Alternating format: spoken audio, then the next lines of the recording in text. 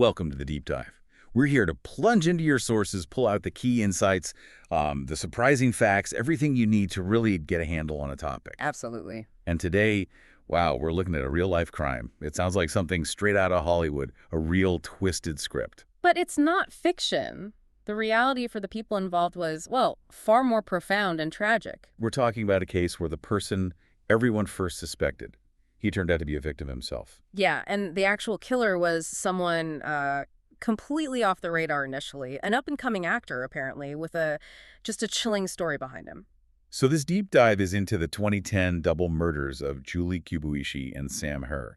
You've given us a stack of really interesting sources here. Right, and our goal today is to unpack this whole thing. It took years to investigate, touched on, the deepest parts of the justice system. We're looking at motive, manipulation, and this long, hard fight for justice. It really kicked off with a scene that just didn't add up, did it? May 2010, Julie Kibuishi is found dead. Sam Herr's bedroom. Shot twice in the head. And then that message. Yeah, written right on her shirt. Mm. All yours, F you. Mm-hmm. Just horrifying.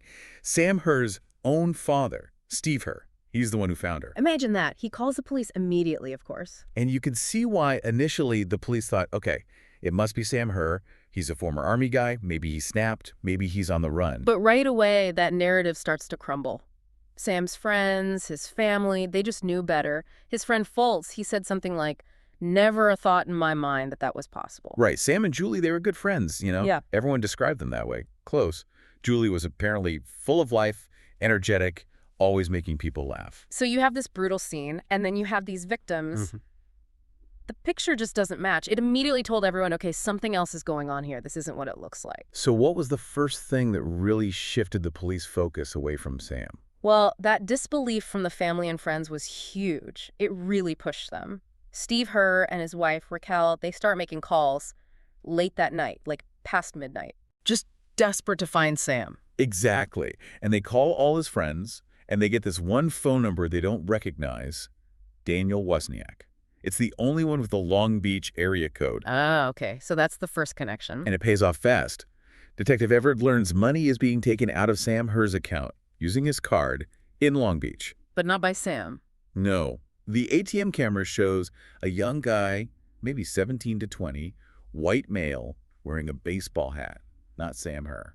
And this is Daniel Wozniak, the name from the phone call, or someone connected to him. Well, it leads them to Wozniak. Okay, so let's pause on Wozniak for a second. Mm-hmm. Before this all comes crashing down, who was this guy, according to the sources? He seemed, well, charming on the surface, an up-and-coming actor, like we said.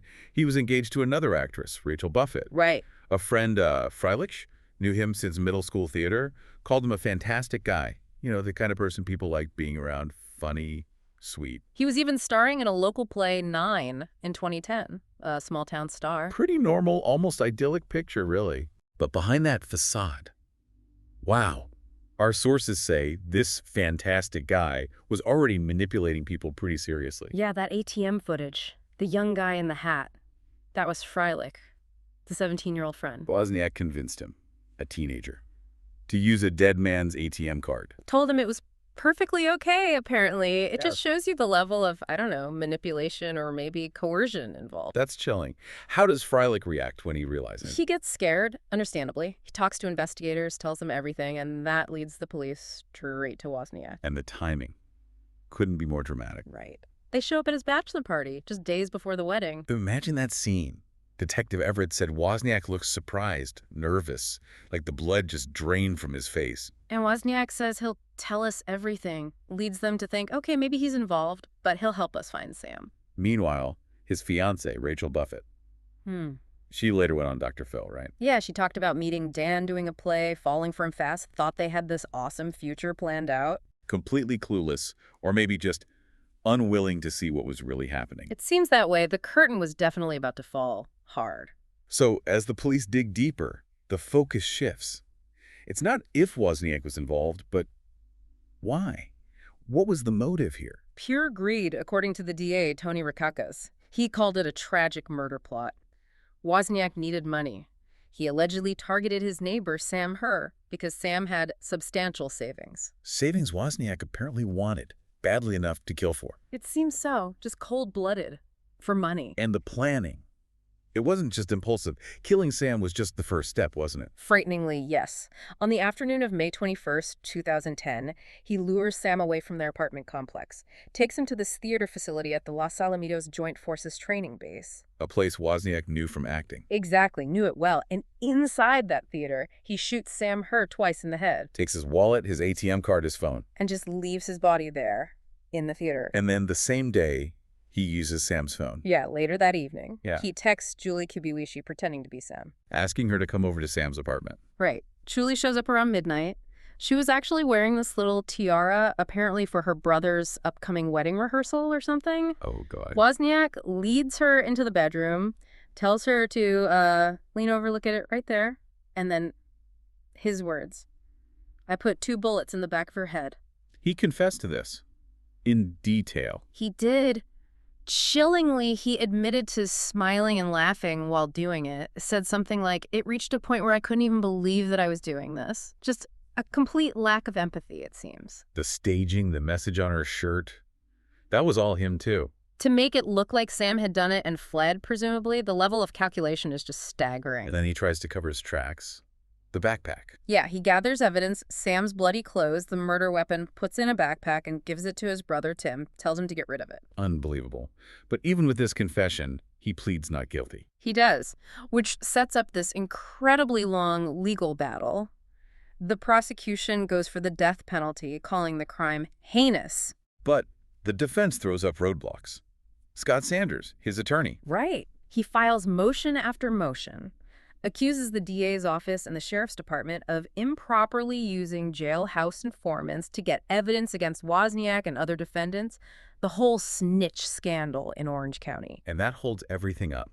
For how long? 5.5 years. Just think about that. That's agonizing for the families. Steve Herr spoke about that, didn't he? He did. Said no victim's family should have to be put through that. Over 100 court hearings, he said, where Sam and Julie's names weren't even mentioned. It was all about the legal wrangling. It really shows how the process, even when it's meant to ensure fairness, can just grind families down. Absolutely. And then there's the weirdness of Wozniak showing up on that TV show, Lockup, while all this is dragging on. Like he's some kind of celebrity, while the families are just waiting and waiting. Yeah, it raises tough questions, doesn't it? About delays, about the focus shifting away from the victim sometimes. Finally, though, December 2015, the trial actually starts. And the prosecutor, Matt Murphy, makes it clear. This case is about Samuel Herr and Julie Kibuishi, bringing the focus back. And the trial itself was quick, wasn't it? Very. 5 days of testimony. The jury deliberates for only 2 hours. Guilty, unanimous. Wow. Then the penalty phase. Same jury comes back 2 weeks later. Murphy's strategy, he said, was to let the family speak. Let the jury understand their pain. Make it Sam and Julie's show. Exactly. 6 people testified for Sam and Julie. Tellingly, nobody from Wozniak's family testified for him. And the jury's decision on the penalty. Even faster this time. Just over an hour. Death. June Kibuishi, Julie's mom. I remember her quote. It's been a long 5.5 years. We kind of waited for this day. You can feel the relief, but also the exhaustion. Yeah. And Judge Conley formally imposed the sentence, suffer the death penalty. The victim impact statements must have been incredibly powerful. They were.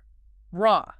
Steve Herr looked right at Wozniak, called him a coward, a poster boy for the need of the effective death penalty in California. He even said his only regret was not being allowed to kill Wozniak himself. Intense. And June Kibuishi asking him, why? What did she do to you? How could you do anything like that to my baby? Just heartbreaking. But the legal story wasn't quite over, was it?